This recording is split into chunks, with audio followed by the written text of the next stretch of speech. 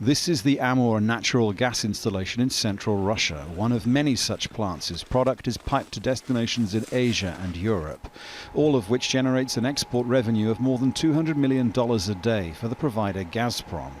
The greatest single market is Germany, closely followed by other European countries. Cumulatively, 128 billion cubic meters of gas flows to the EU each year, representing around a third of its annual imports.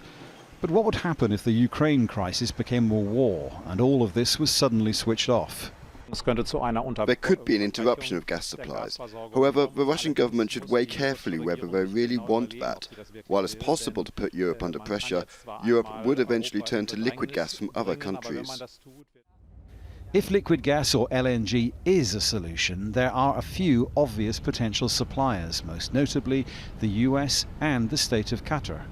While neither could fill the shortfall of so much gas immediately, one analyst told me Qatar might be able to provide a more medium and long-term solution. The Qataris indeed did supply Europe with a lot more gas in the past, but given the fact that the Europeans were not very fond of the way that the contracts were structured, Qatar pivoted to Asia and now supplies for most of the gas to them rather than the Europeans. Should there be some, say, reconsideration on the European end when it comes to the contractual elements and their compatibility with European energy law, then this might actually change the situation, at least in the medium to long term.